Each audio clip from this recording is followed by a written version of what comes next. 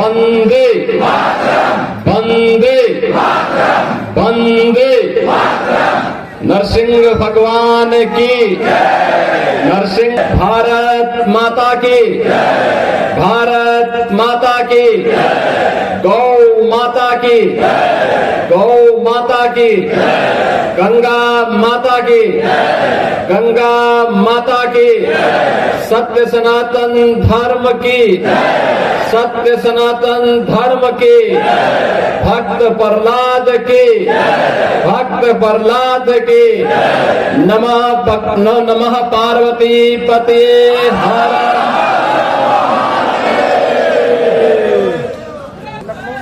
प्रांत संचालक डॉक्टर महेंद्र अग्रवाल जी, गोरख मान्य श्री रमेश जी, मतभेदों को भुला करके एक समरस भाव के साथ हम इस आयोजन का हिस्सा बने और होलिका उत्सव समिति के इस आयोजन में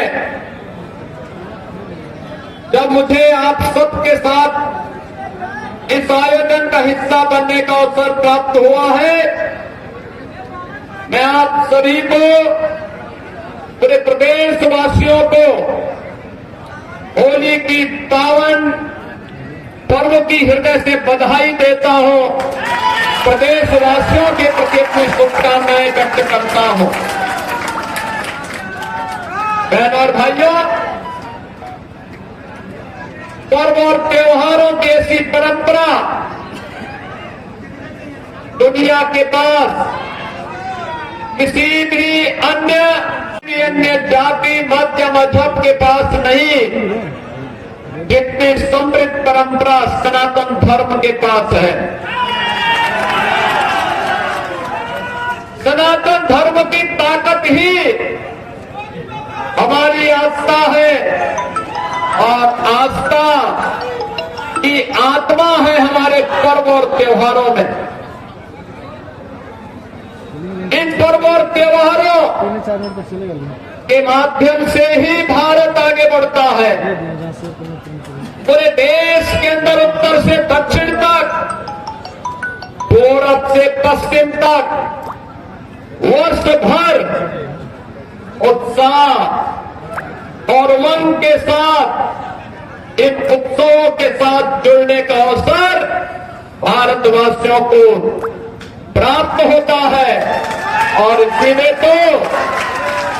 इसीलिए तो भारत की पौराणिक गाथा इस बात को कहती है कि दुर्लभम भारते जन्मा मानुषम तत्र दुर्लभम, यानी भारत में जन्म लेना दुर्लभ है और उसमें भी मनुष्य के रूप में जन्म लेना और मनुष्य के रूप में भी सनातन धर्मावलंबी बनकर के जन्म लेना और भी दुर्लभ है।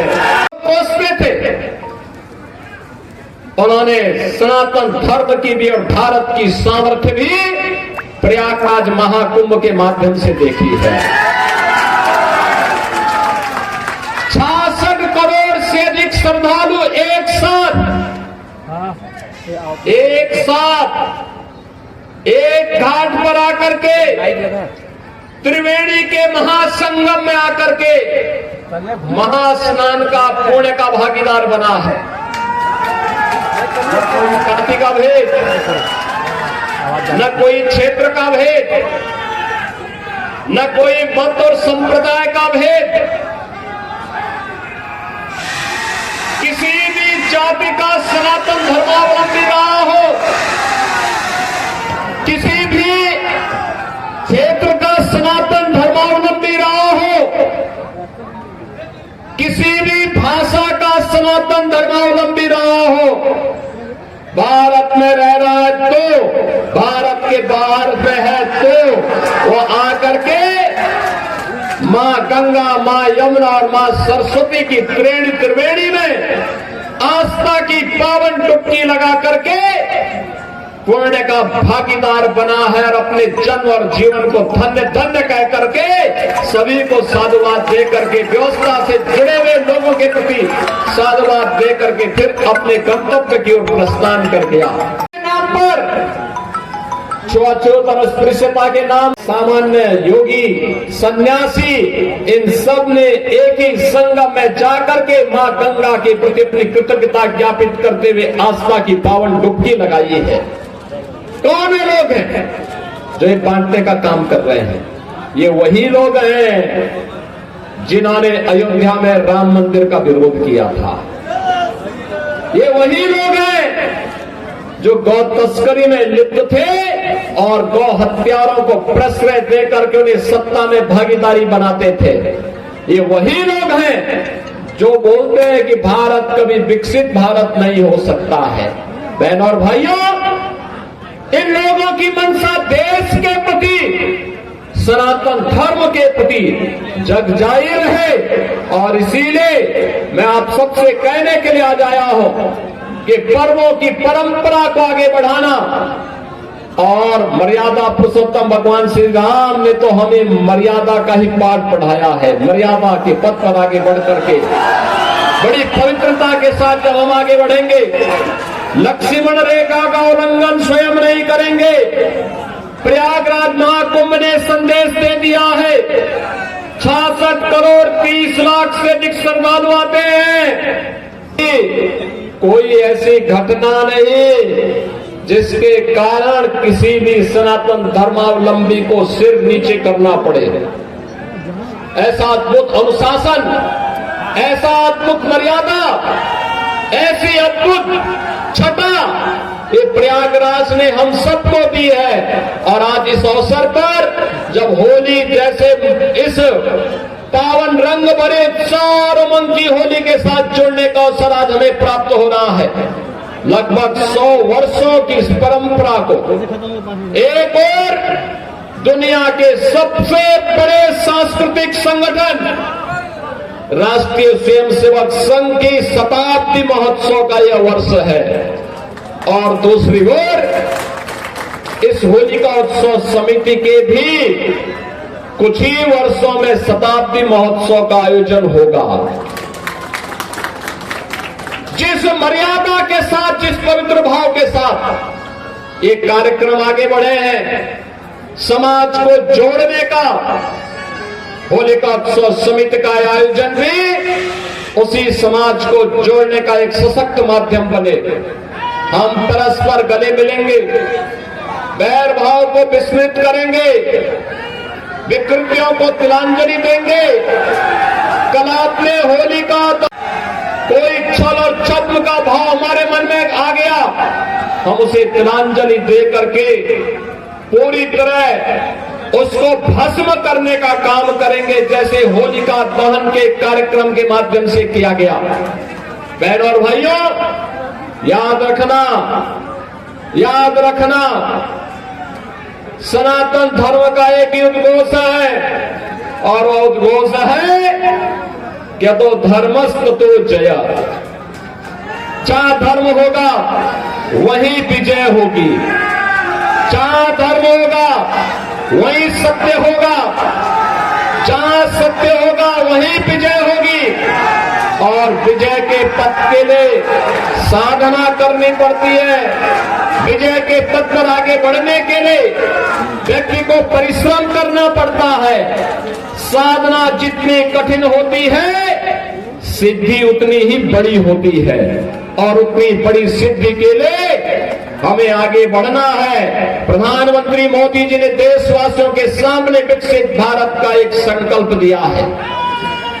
विकसित भारत तभी विकसित हो सकता है, हमारा भारत तभी विकसित हो सकता है जब वह एक होगा। एक होगा तो श्रेष्ठ होगा, श्रेष्ठ होगा तो दुनिया की कोई ताकत उसे विकसित बनने से रोक नहीं सकती है। और इसलिए पूरा प्रयास, हमारी पूरी साधना राष्ट्र माता के चरणों में समर्पित होनी चाहिए। इससे बढ़कर के संकल्प हमारे लिए दूसरा नहीं हो सकता है और राष्ट्र माता के प्रति समर्पण का ये भाव ही हमें आज भगवान नरसिंह की आरती और उनकी इस भव्य शोभा यात्रा के साथ जोड़ने का एक अवसर भी प्रदान करता है। याद करिए कितनी बड़ी परंपरा है। हजारों वर्ष पहले जब दुनिया अंधकार में जीती थी, तब भारत के अंदर सत्य की स्थापना के लिए भगवान का जो तीसरा अवतार होता है, वो अवतार होता है नरसिंह का। नरसिंह अवतार उन लोगों के लिए एक चेतावनी है जो मान करके चलते हैं कि हम जो चाहेंगे वो कर लेंगे। ये कभी नहीं हो सकता है। इस घमंड को, हिरण्यकश्यप के इस घमंड को, होलिका के इस दंभ को, होलिका दहन के माध्यम से भी और हिरण्यकश्यप के इस दंभ को तोड़ने के लिए भगवान श्री हरि कृष्ण ने अपना तीसरा अवतार नरसिंह के रूप में इस धराधाम पर दे करके लोक कल्याण का मार्ग प्रशस्त किया था। सनातन धर्म की विजय पताका को आगे बढ़ाने का काम किया था। भक्त प्रहलाद का भी उदाहरण है। याद रखना, भगवान की कृपा हर एक पर हो सकती है, बशर्ते उसका मार्ग सत्य का है। सत्य का मार्ग है तो ईश्वर की कृपा उस पर जरूर बरसेगी। भक्त प्रहलाद ये स्वयं एक ऐसे कुल में पैदा हुए जिस कुल में उसका बाप स्वयं, उनके पिता स्वयं, हिरण्यकश्यप स्वयं नास्तिक था, श्री हरि विष्णु पर विश्वास नहीं करता था, उनकी अवमानना करता था। लेकिन प्रहलाद ने ठीक इधर अब से अलग हट करके, उससे अलग हट करके भगवान की भक्ति को माना। यानी भगवान की भक्ति का मतलब राष्ट्र भक्ति का मार्ग प्रशस्त किया और राष्ट्र भक्ति के माध्यम से अपना जन्म और जीवन धन्य करके आने वाले समय के लिए, आने वाली पीढ़ी के लिए प्रेरणा बन गई। उसी प्रेरणा का केंद्र बिंदु हम सबको बनना है अपने देश के लिए। और इसी भाव के साथ होली के इस पावन पर्व के साथ हमें जुड़ने का अवसर प्राप्त हो रहा है। आज के इस अवसर पर मैं आप सभी नागरिकों को, पूरे प्रदेशवासियों को होली की बधाई देता हूं। होली के संकल्प के साथ जोड़ने का आह्वान भी करता हूं। होली का एक ही संदेश है, होली का एक ही संदेश है कि एकता से ही अखंड रहेगा ये देश। होली का है एक संदेश, एकता से ही अखंड रहेगा ये देश। और अखंड रहेगा तो एक भारत श्रेष्ठ भारत की परिकल्पना अपने आप साकार होगी। महाकुंभ और होली के इस संदेश को घर घर तक हम पहुंचाने का कार्य करेंगे। इस विश्वास के साथ मैं आज के इस अवसर पर एक बार फिर से आपको होली की बधाई देता हूं। होली की शुभकामनाएं आप सबके प्रति, पूरे प्रदेशवासियों के प्रति व्यक्त करता हूं और विश्वास करता हूं कि यह उत्साह और उमंग हमारे जीवन में सकारात्मक बदलाव ला करके अपनी मातृभूमि के प्रति श्रद्धा और समर्पण के साथ जुड़ने का कार्य करेंगे। आप सबके प्रति मेरी मंगलमय शुभकामनाएं। धन्यवाद। जय जय श्री राम।